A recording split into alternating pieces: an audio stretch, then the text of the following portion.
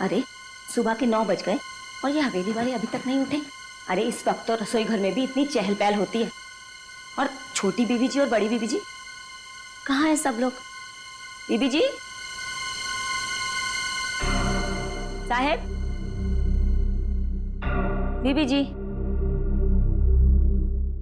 लगता है रात के कार्यक्रम की वजह से ज्यादा थकान होकर इसीलिए नहीं उठ पाए। चलो चंपा रानी, तुम्हें उठाना पड़ेगा जाकर, भले ही फिर डांट पड़ जाए। बीबी जी, साहेब,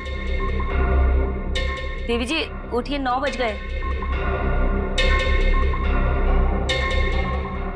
बीबी जी, बीबी जी।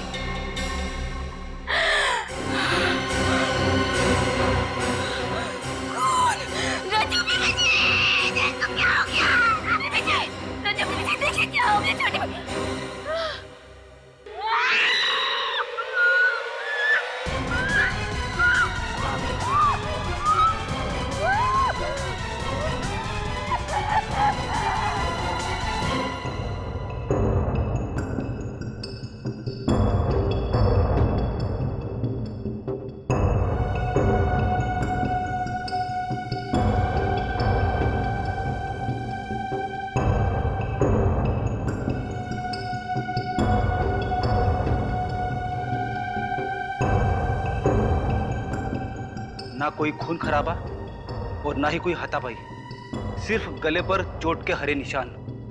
सर, इन चारों को भी वैसे ही मारा गया है, रुमाल में पत्थर बांधकर। पहले शालिनी, फिर रूहान और अब ये चारों। सर, पूरा घर साफ कर दिया, रुपए पैसे गहने सब ले गए, कुछ भी नहीं छोड़ा। मुझे नहीं लगता है किसी एक आदमी का काम हो सकता है। चोरी, लूट और फिर खून। सर, अब इन लोगों का स्टाइल थोड़ा थोड़ा मेरी समझ में आ रहा है। ये लोग छोटे शहरों में अपना शिकार करते हैं ताकि किसी की नजर में ना आए। देखिए, क्या आप बता सकती हैं कि कल रात को आपने इस घर में किसी को आते जाते हुए देखा था? कोई मेहमान या फिर कोई और? साहब, कल 8 बजे तक तो हम इसी घर में काम कर रहे थे। हमने रात के बर्तन साफ किए, सबके बिस्तर लगाए और फिर हम पांचों घर से बाहर साथ में ही निकले थे। साहब, पांचों मतलब? बड़ी मेम साहब, छोटी मेम साहब, बड़े साहब, छोटे साहब और हम। मतलब कल शाम को ये चारों कहीं बाहर गए थे? वो लोग कोई नाटक देखने के लिए गए थे। नाटक? कौन सा नाटक? महाभारत कला भवन नाटक मंडली का। मैं भी वहीं पे था। तुमने उन चारों को वहां पर किसी अनजान आदमी से बात करते हुए देखा था? नाटक खत्म होने के बाद चारों मंडली वालों से मिलने के लिए रुके थे, उनकी तारीफ करने के लिए। और बातों ही बातों में उन्होंने कला मंडल कंपनी को 50,000 रुपए देने का वादा भी किया था। 50,000? इतने सारे पैसे क्यों? कला के पुजारी थे और बहुत पैसे वाले थे वो लोग। जरूर ये काम उन्हीं नाटक मंडली के कलाकारों का है। अगर उन्हें जल्द से जल्द रोका नहीं गया तो न जाने और कितने मासूम लोगों का खून करेंगे ये लोग। लेकिन इन लोगों के खिलाफ कोई सबूत या गवाह नहीं है हमारे पास। अब इन लोगों को गिरफ्तार करने के लिए एसीपी सर के प्लान बी का इस्तेमाल करना पड़ेगा। हम पांडवों और आपकी पुत्र वधू द्रौपदी को 13 वर्ष अज्ञातवास में जाने की आज्ञा दीजिए। मुझे अपने वचन का पालन करने दीजिए। अरे यार, कॉस्ट्यूम में मजा नहीं आ रहा यार। हंसो मत यार, कंसंट्रेट करने दो। चलो स्टार्ट करो। बस! कौरवों और पांडवों में मित्रता नहीं हो सकती, केवल शत्रुता हो सकती है, शत्रुता। पांडवों को हस्तिनापुर छोड़कर अज्ञातवास जाना ही होगा और हस्तिनापुर पे केवल दुर्योधन राज करेगा, केवल दुर्योधन। चलो भाई, किसकी लाइन आगे? अरे आगे अर्जुन और भीम की एंट्री है। दिनेश तो अचानक गायब हो गया, बचा रूहान, वो ऐन वक्त पे छोड़ के चला गया। हमें और कलाकार चाहिए। और द्रौपदी? द्रौपदी के बिना तो कैसी महाभारत? और फिर द्रौपदी के बिना महाभारत का तो युद्ध ही नहीं हो सकता ना। अरे यार, मैं मुद्दू साहब से कितनी बार बोल चुका हूँ कि कलाकारों का अरेंजमेंट करें, उन्हें मेरी बात समझ में नहीं आती है। ये मुत्तू साहब है कहाँ? तुम्हारी बात सुन ली गई है संजीव। मैं अपने साथ ऐसे कलाकारों को लेकर आया हूँ जो कला भवन नाटक मंडली में हमारे साथ परमानेंट काम करने के लिए तैयार है। क्या बात है? कहाँ है वो कलाकार? आओ ऊपर आओ सब लोग, आओ सभी लोग आओ, मिलिए हमारे नए कलाकारों से। ये है भीम, ये अर्जुन और ये द्रौपदी। नमस्ते। आप लोगों के साथ काम करने में बहुत आनंद आएगा। कला भवन में आपका स्वागत है। मैं केतन। और आप? मैं तारिका। हमारा नाम नहीं पूछेंगे क्या? मैं अभी, और ये इनसे मिलिए, ये दया, बहुत दयालु हैं। हम सब नाट्य मंडली में काम कर रहे थे साथ में। मुद्दू साहब ने हमें आपके नाटक में रोल देने का वादा किया तो हम लोग मना नहीं कर सके। अच्छा, वो मधु साहब से पैसों की बात हो गई आप लोगों की? हाँ, पैसों की बात हो गई है, आप चिंता मत कीजिए। अब तो बस आप हमारा काम देखिए।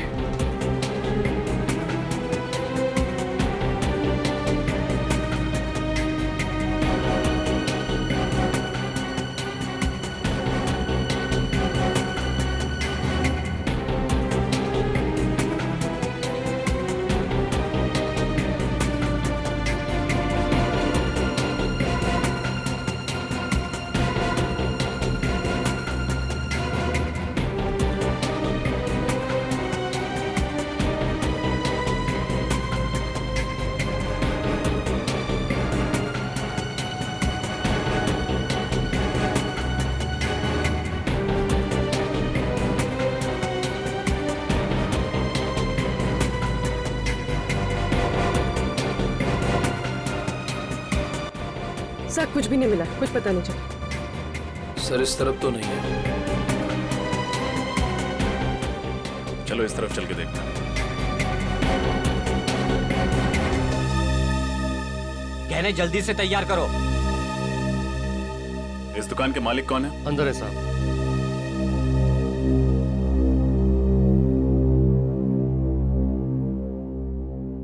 कहिए, मैडम के लिए अच्छा सा हार दिखाऊं? देखते ही खरीद लोगे आप। दिखाएंगे हम, बताएंगे आप। नहीं, इस लड़की को तो मैंने पहले कभी देखा ही नहीं। इस लड़की ने जो गहने पहने वो सब जगह नहीं मिलते।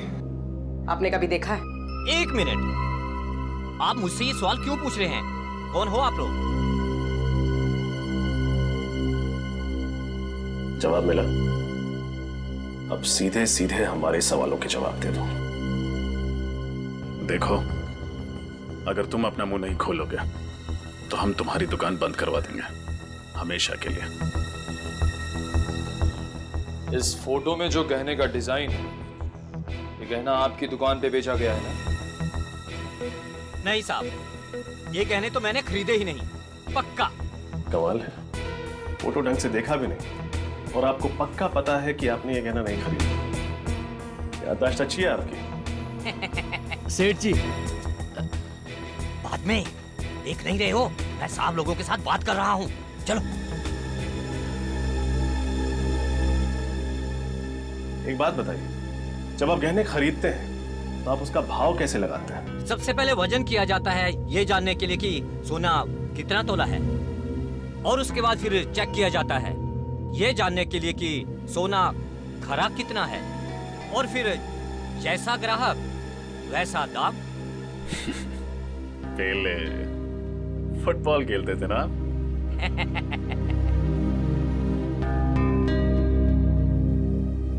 आपकी याददाश्त काफी अच्छी है, लेकिन हमारी नजर कमजोर नहीं।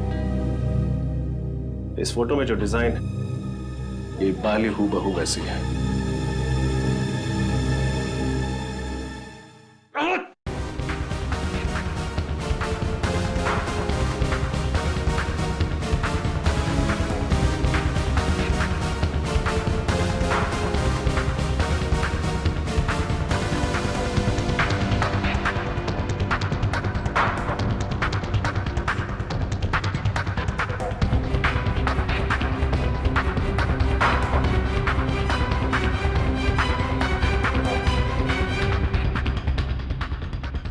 जल्दी कहाँ गायब हो गया?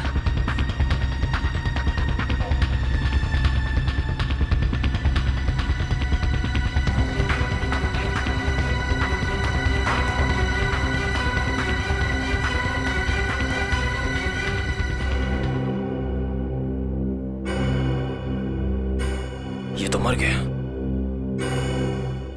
सर इतनी जल्दी हमारी आंखों के सामने इसे कौन मार गया? जिसने भी ये किया है उसने हमारी मुश्किलें और बढ़ा दी। ज्येष्ठ भ्राता युधिष्ठिर, मैं प्रण लेता हूँ। ज्येष्ठ भ्राता युधिष्ठिर, मैं प्रण लेता हूँ। कोई फायदा नहीं। कोई फायदा नहीं। अरे ये डायलॉग्स थोड़े ना है, मैं तो दया से बात कर रहा था। अच्छा वो कोई फायदा नहीं है। यहाँ नेटवर्क की इतनी दिक्कत है कि 1 मिनट की बात करने के लिए 5 मिनट तक टहलना पड़ता है। अर्जेंट एक फोन करना था। खैर मेरे लाइन बताओ। अरे लाइन्स वाइन्स छोड़ो, अपने हिसाब से कर लो। कॉस्ट्यूम्स ट्राई कर लो, तुम आराम से। वैसे मुझे लगता नहीं है कि आप लोगों ने इससे पहले ऐसे ऐतिहासिक और सांस्कृतिक नाटकों में काम नहीं किया है। हमने किया है कई बार, ऐसे किरदार निभाए हमने, तभी तो इनका निशाना अचूक अर्जुन जैसी और मेरी ताकत भीम जैसी। क्या है ना, अभी पहली बार आप लोगों के साथ काम कर रहे हैं ना, एक बार जान पहचान होगी तो फ्लो में आ जाएगा। वैसे आप लोग तो काफी समय से एक दूसरे को जानते होंगे, मतलब जम गई होगी आपस में, है ना? नहीं नहीं, ऐसा कुछ नहीं है। हमें एक दूसरे से कुछ लेना देना नहीं है। वो तो मुड्डू साहब है कि सबको जोड़ के रखते हैं। अच्छा, तो मतलब आप में से वो चोरी करने वाला और खून करने वाला ठग कौन है, वो तो आपको भी नहीं पता होगा। हमें पता होता तो सीआईडी को नहीं बता देते। जी हाँ, द्रौपदी की कॉस्ट्यूम तारिका को हो गई। कॉस्ट्यूम तो बिल्कुल फिट है, लेकिन ये विग आप देख लीजिए, थोड़ा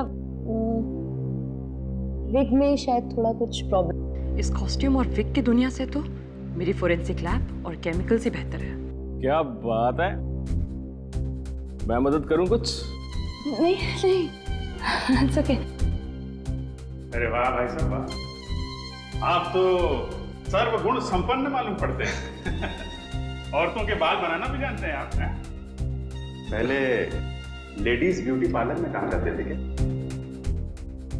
जी नहीं, मैं एक कलाकार हूँ। कलाकार।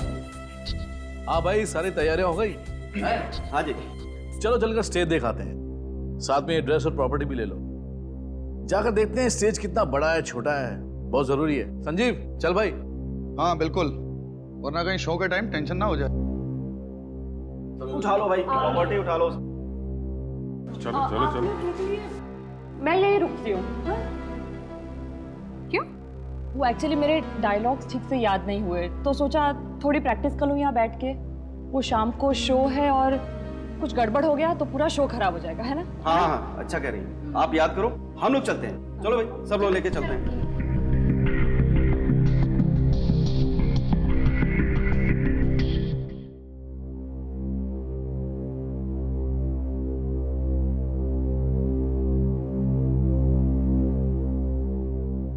अरे भाई, सारी कॉस्ट्यूम्स और प्रॉपर्टी ठीक तरह से चेक कर ली है ना? ध्यान से, कोई भी चीज छूटने ना पाए। शो में किसी भी किस्म की गड़बड़ी नहीं होनी चाहिए, ठीक है ना?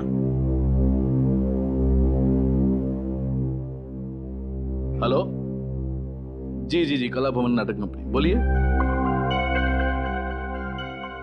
अभिजीत,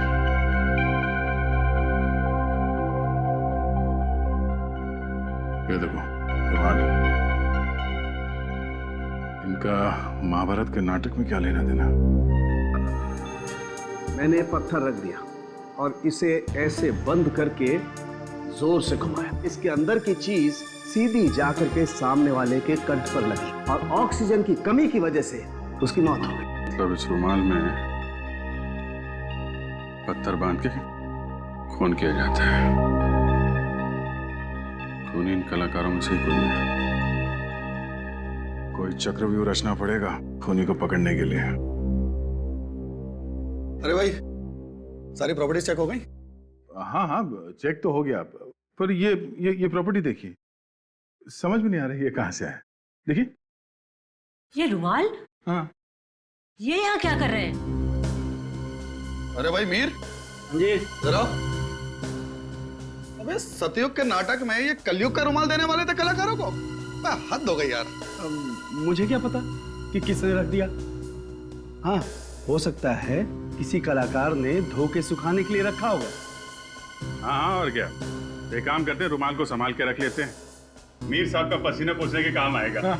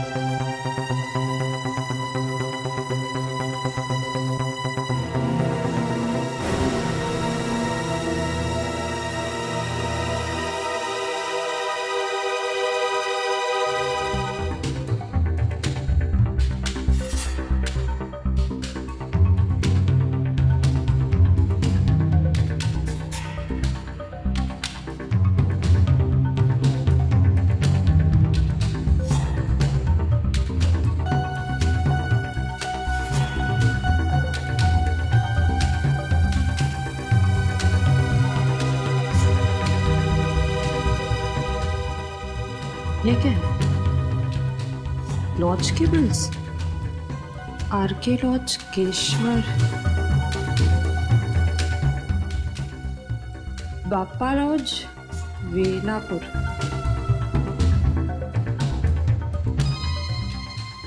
नीलम लॉज सीरकपुर।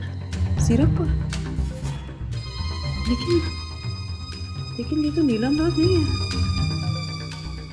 और ये बाकी दोनों शहरों में भी कला भवन नाटक मंडली वाले तो सरकारी लॉज में रुके थे। तो लॉज के बिल्स यहाँ क्या कर रहे हैं?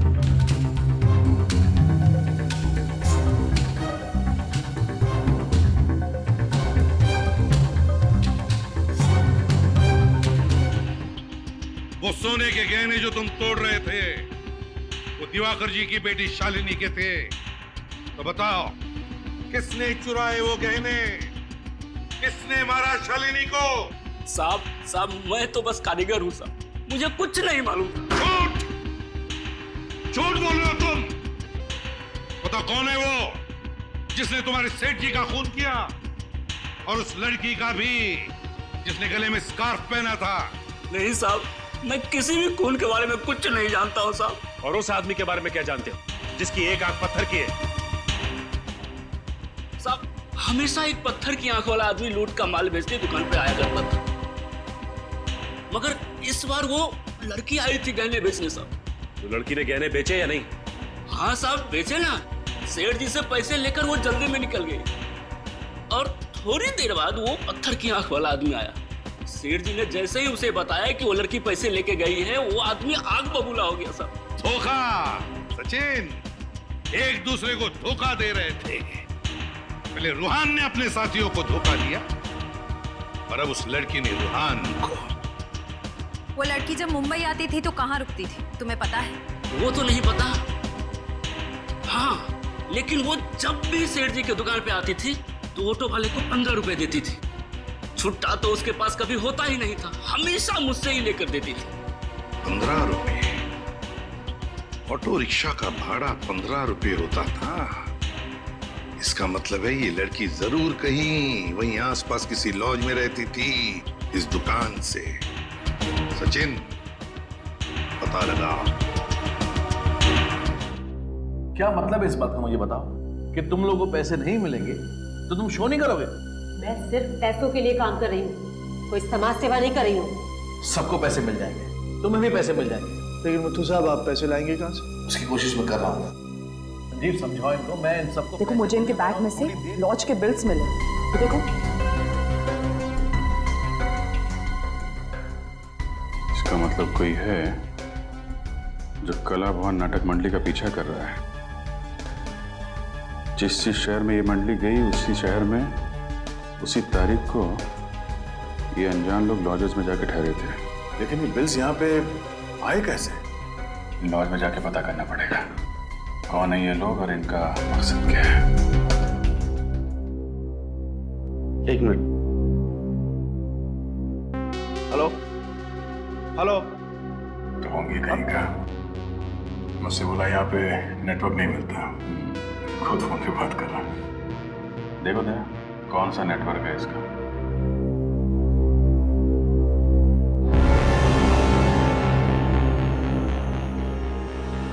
Welcome sir. सर हमारे यहाँ कम से कम और ज्यादा से ज्यादा रेट का हर तरह का रूम मिलेगा, और वो भी फुल फैसिलिटी के साथ। तो बोलिए कैसा कमरा चाहिए आपको? रूम नहीं चाहिए, रूम में जो रहा था उसके बारे में जानकारी चाहिए। जानकारी? क्यों? सीआईडी?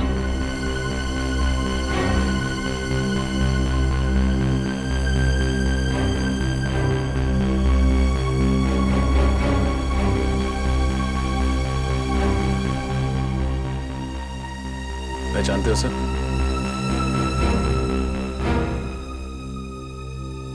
नहीं साहब, मैंने इसको कभी नहीं देखा। सर बेलापुर से जो कागज के टुकड़ों के सैंपल हमें भेजे गए थे, उस पे भी ऐसी डिजाइन थी। और सर गहनों की लूटपाट के बाद उस लड़की ने बेलापुर से ही बस पकड़ी थी मुंबई आने के लिए।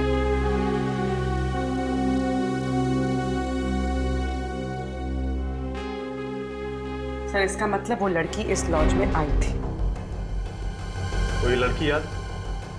गोरी दुबली, हाइट लगभग 5.5 फुट, गले में स्कार्फ, आंखों पे बड़ा सा चश्मा और हाथ में काला रंग का सूटकेस। नहीं साहब, पक्का नहीं आई थी। खाना खाया तू? खाना? नहीं। क्यों? जेल में क्या मस्त खाना बनाया आज। मोटी रोटी, पतली दाल, तीखी मिर्च। चल सब छोड़ो तो। सब माफ कर दो साहब, गलती हो गई साहब। मैं लालच में आ गया था। मुझे उस आदमी ने मुंह बंद रखने के लिए 5000 रुपये देते साहब। मेरा बस इतना ही कसूर है।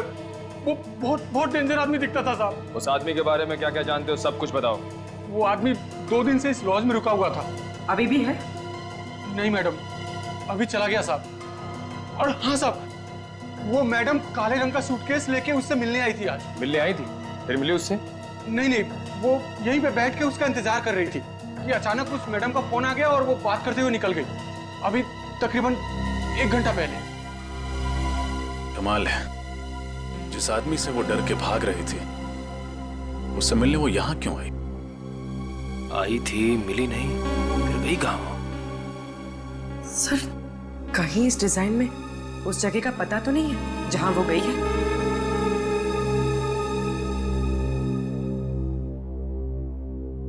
SVR रोड, पूरा चौक। SVR रोड, पूरा चौक। सर नचकेत जी और जीवराम जी ने जिस नाट्य संग्रहालय के बारे में बताया था, वो भी SVR रोड, पूरा चौक में है। क्योंकि वो संग्रहालय तो कई साल पहले बंद हो चुका है। सर पर वो तो सालों पहले बंद हो चुका है। क्या? तो फिर वो लड़की उस बंद संग्रहालय में क्या करने गई थी, जबकि उसे तो मुंबई शहर छोड़ के भाग जाना चाहिए था।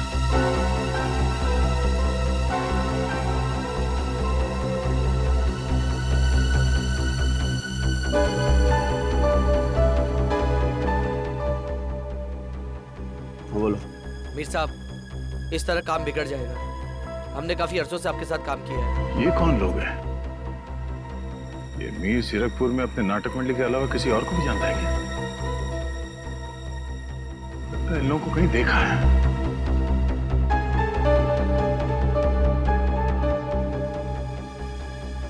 तुम लोगों को यहाँ नहीं आना चाहिए था। हमें हमारा हिस्सा चाहिए। हिस्सा मिल जाएगा, पहले ये काम कर दो, उसके बाद चलो जाओ यहाँ से। लगता है ये वही लोग हैं जो अलग अलग लॉज में नाटक मंडली के नाम से रुकते हैं और जगह जगह जाकर लूटपाट करते हैं।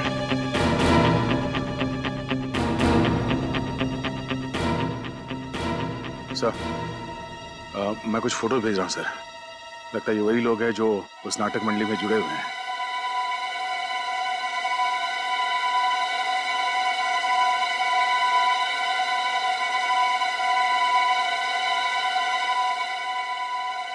दरवाजा तो खुला पड़ा।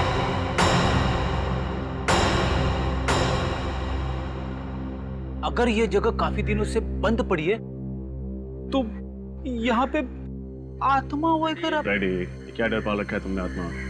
बाहर निकले इससे, नहीं डर तुम्हारे लिए बीमारी बन जाएगी। मैं कोशिश करूंगा सर, लेकिन ये पत्थर की आंख वाला आदमी इस लड़की को यहाँ क्यों लेकर आया होगा? शायद यहाँ पे पैसों का बंटवारा करने आए होंगे। चलो अंदर चल के देखते हैं।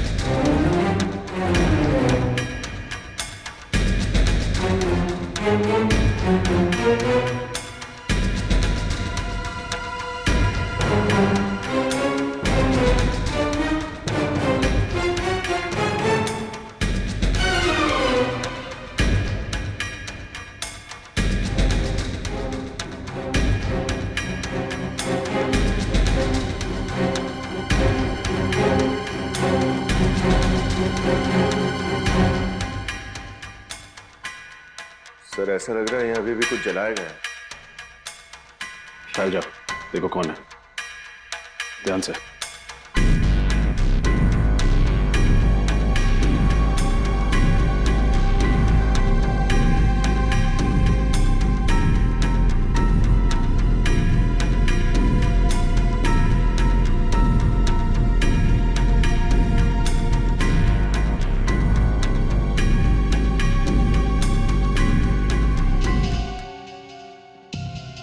देखिए सर, कितने सारे फाइल्स और पेपर जला दिए उसने, लेकिन इनमें क्या होगा? कुछ तो है जो पिता की जलाकर खत्म करना चाहता था। देखता हूं।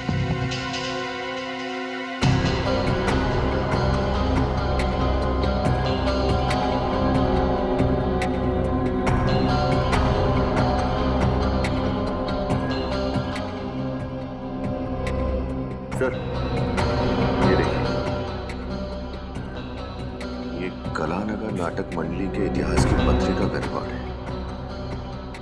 सर इस रजिस्टर के हिसाब से आखिरी बार 1995 में इसी ग्रुप का कोई सदस्य पत्रिका को लेकर गया था। इसका ये नाम और साइन चल गया है, लेकिन एड्रेस पूरी तरह नहीं चला। चिलकुर नगर 21, चिलकुर नगर 21 क्या हो सकता है? सर कहीं ये किसी जगह का कोई रूम नंबर तो नहीं? रूम नंबर 21, रूम नंबर, एक मिनट। चिलकुर नगर में एक हॉस्टल है ना, डीए हॉस्टल। हो सकता है उस हॉस्टल के रूम नंबर 21 से कोई शख्स आया। हो सकता है सर, क्योंकि डीए हॉस्टल से करीब 10 मिनट की दूरी पर एक पुराना ड्रामा कॉलेज है और वहाँ के स्टूडेंट्स इसी हॉस्टल में रुकते हैं। एक काम करते हैं, डीए हॉस्टल चलते हैं, देखते हैं कि कौन है जो कला भवन के ठगों की तरह लूटमार और खून कर रहा है। ये मीर बाहर जाकर इन लोगों से मिला था, शायद यही है वो ठग लुटेरे।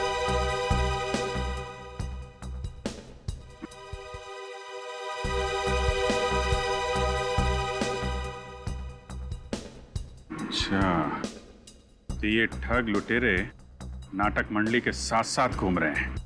जहाँ जहाँ ये नाटक मंडली जाती है, ये लोग वहीं वहीं पे लॉजेस में जाके ठहर जाते हैं, कहीं रिश्तेदार बन के और कहीं गवाह बन के अपना काम कर रहे हैं। और वो बिल्स कौन जमा कर रहा है उसके बारे में अभी तक कुछ पता नहीं लगा। इस मीर पे ही नजर रखते हैं,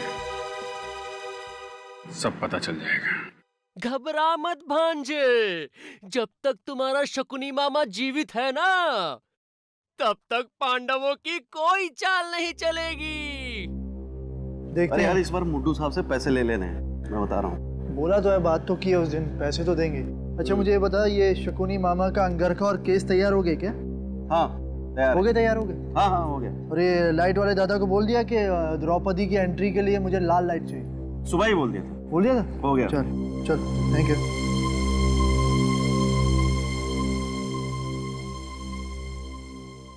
ये मेरे अहंकार का नहीं, आत्मसम्मान का प्रश्न है। वो कितनी कॉम्प्लिकेटेड लाइन्स कैसे बोल लेते हैं, देखो कैसे याद रखते हैं। ये फॉरेंसिक में ठीक है बॉस। नहीं यार, मैं सिखाऊंगा ना, सिखाऊंगा, कुछ नहीं हो सकता। अरे नहीं, कोशिश करता हूँ ना, हो जाएगा हो जाएगा। आज मैं ये प्रण ठानती हूँ कि मैं ये केस जब तक उस दुष्ट दुशासन के रक्त से नहीं रंगे जाएंगे, ये केस मैं हमेशा ऐसे खुले ही रखूंगी। वाह वाह, क्या बात है, क्या एक्टिंग करती हैं। हाँ ये काम कीजिएगा, जब ये केश वाली लाइन बोली ना आपने, तो बालों को थोड़ा सा ऐसे करके झटक दीजिए, बहुत मस्त लगेंगे। वैसे एक बात बोलूं, आप पूरी बहुत मस्त दिखती है। दुर्योधन क्या नाम है तुम्हारा? केतन। केतन। तारिका जी के बाएं कंधे में चोट लगी है, इसलिए वो ऐसे बाल नहीं कर सकती। इसलिए बेहतर होगा कि तुम नीचे जाओ और रिहर्सल करो। नीचे जाओ और रिहर्सल करो। नीचे जाओ। बेचारा केतन बाल बच गया। यार तुम्हें मजाक सोच रहा है यार? अरे मजाक क्या करो यार। ये मीर कहाँ गायब हो गया? हाँ, ये तो यहीं पे फोन पे बातें कर रहा था। ये गया कहाँ? सॉरी सर, सॉरी, आपको इंतजार करना पड़ा। बताइए क्या काम था? क्या साल 1995-96 में आप इस हॉस्टल में काम कर रही थी? नो सर, मैं तो सिर्फ पिछले 2 सालों से यहाँ काम करती हूँ। कोई और है इस हॉस्टल में जो उस समय से काम कर रहा हो? जी हाँ, पार्थ जी। सर वो 1995 से इस हॉस्टल के फैकल्टी मेंबर हैं। बुलाऊं उन्हें? प्लीज।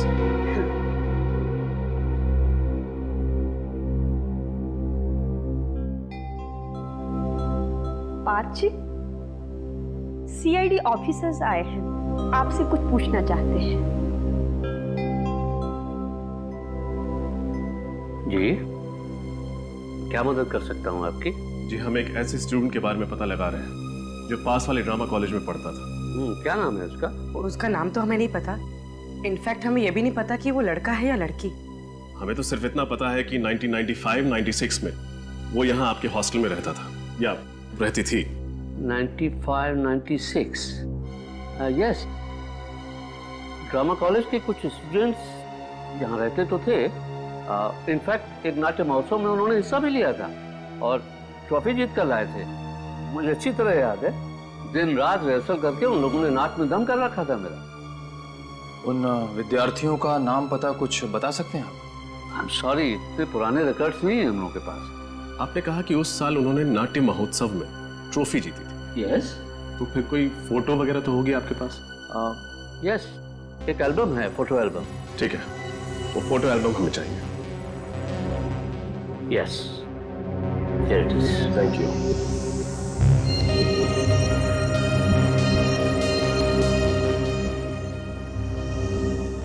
ओह, तो ये है।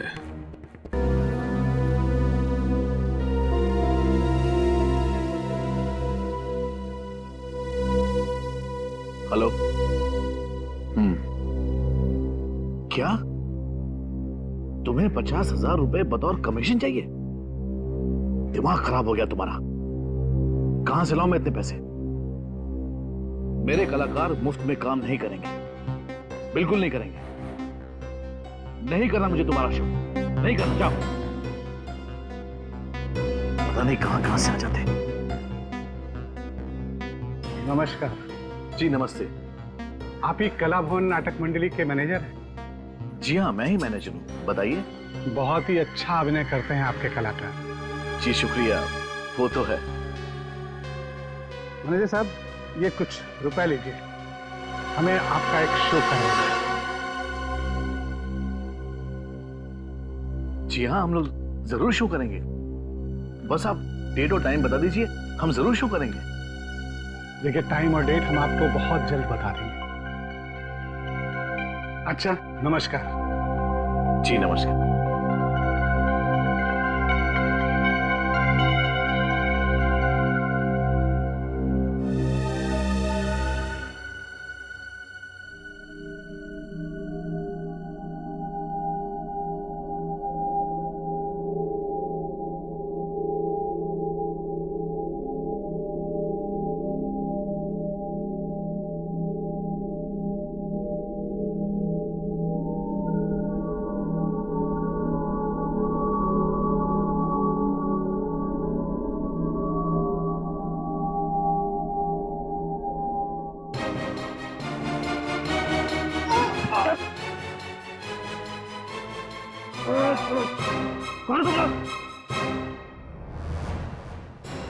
सीआईडी।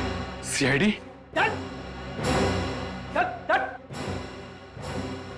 पत्थर से झटका देकर लोगों को मारते हो ना तुम लोग, अब हमारा झटका देखना।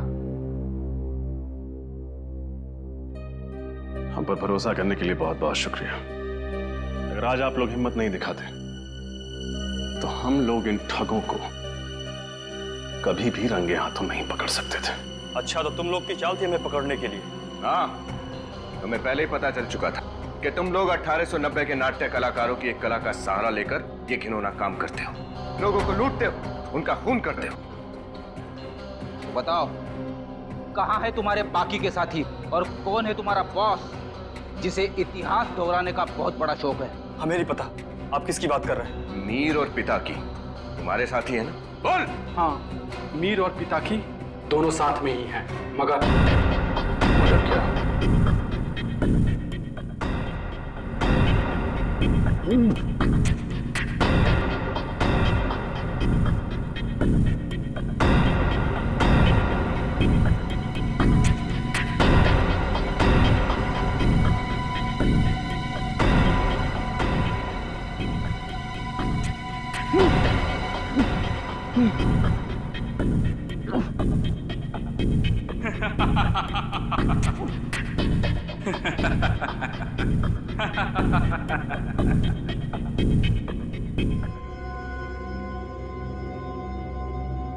अपने सरदार के साथ विश्वासघात, तुम नहीं बचोगे। मैं तुम्हें छोड़ूंगा नहीं पिता की। पहले अपने आप को तो छुड़ा के दिखा मीर साहब।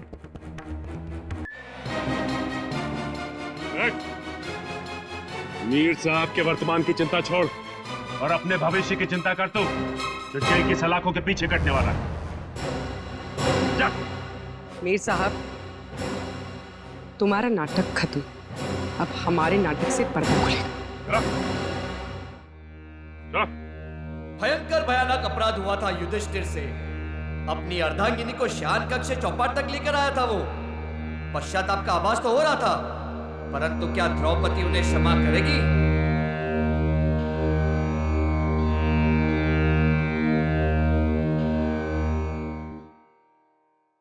मैं आपकी अर्धांगिनी हूँ, जीवन संगिनी हूँ। कोई वस्तु नहीं जिसे आप दांव पे लगा दे। घोर अपराध हुआ है मुझसे पांचाली। विवश हो गया था मैं उस पल। उस क्षण को मैं स्मृति से ओझल करना चाहता हूँ। आपका अपराध क्षमा के योग्य नहीं है। मेरे पालनहार होकर आप मुझे चौपट की बाजी में हार गए। यदि आप अपने अपराध को स्मृति से ओझल करने का उद्देश्य रखते हैं तो उस दुष्ट दुशासन के साथ मुझे याद कर दीजिए।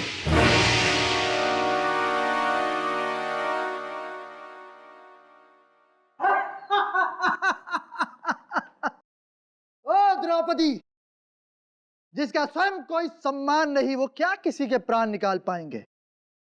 तुम्हारे पांचों प्राणनाथ ने तुम्हें अनाथ बना दिया है। यदि मांगना ही है तो मुझसे मांगो। इन कायरों से मांगोगी तो केवल दरिद्रता एवं अपमान ही पाओगी। दुशासन, इस भ्रम में मत रहना। यदि चौपड़ में हमारी हार हुई है तो हमारा बाहुबल निर्बल हो गया है। तुम्हारी कटु वाणी जिस मुख से निकली है, उस मुख का मुखारबिंद मैं नष्ट कर दूंगा। दुशासन, मैं पांचली आज ये प्रण लेती हूँ कि जब तक ये दुष्ट दुशासन के रक्त से अपने केश ना रंग दूं, मैं अपने केश हमेशा खुले ही रखूंगी। मैं तुमसे वादा करता हूं पांचाली, इस दुशासन की छाती चीर कर इसका लहू निकाल लूंगा मैं। ये सब क्या अनर्थ हो रहा है? इस दुर्भाग्यवश परिस्थिति की उपज मेरे ही कारण हुई है। सत्य वचन भ्राता युधिष्ठिर, सत्य वचन। असली अपराधी आप हो, इसलिए केवल दंड आपको ही प्राप्त होना चाहिए। डायलॉग भूल गया क्या? ना अर्जुन ना, मैं नहीं, हम सब द्रौपदी के अपराधी हैं। हम सब ने मिलकर उसे चौपड़ के दांव पर हारा है। हम आपके आज्ञाकारी हैं, आपकी आज्ञा का पालन करते हैं बड़े भैया।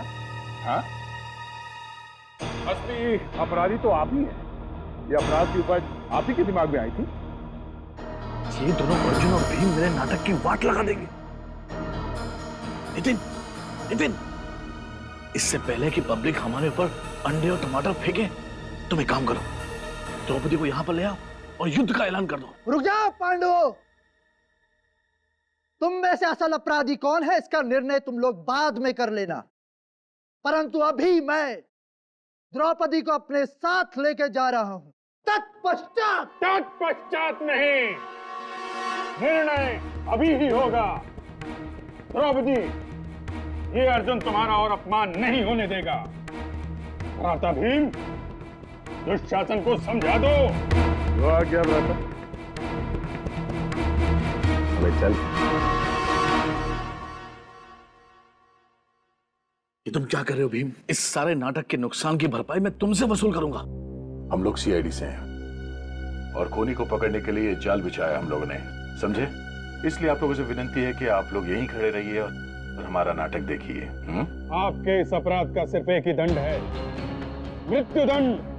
ये क्या कह रहे हो अनुज? अपने ज्येष्ठ भ्राता पर बाण चलाओगे? ना भ्राता, ना ना। इस पापी की हत्या करने के लिए आपको अपने बाण नष्ट करने की जरूरत नहीं है। इसे मारने के लिए मेरे पास एक नया शस्त्र है। ये शस्त्र आज से हजारों साल पश्चात कलयुग में उपयोग किया जाएगा, जिसकी शुरुआत साल 1890 में होगी और तत्पश्चात 2013 में संजीव नाम का एक अपराधी मनुष्य वध के लिए इस शस्त्र का उपयोग करेगा। ये क्या बोल रहे हो? मैं निर्दोष हूं, मैंने कोई खून नहीं किया। झूठ मत बोलिए भ्राता श्री। हमारे पास केवल साक्ष्य ही नहीं, साक्षी भी हैं। मतलब सबूत ही नहीं, गवाह भी हैं। गवाह पेश किए जाएं।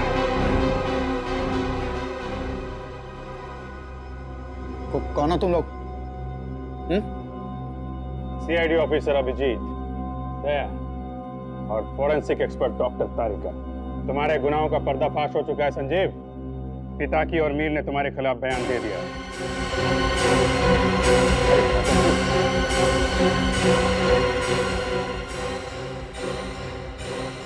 रणभूमि छोड़ के कहां भाग रहे हो ज्येष्ठ भ्राता?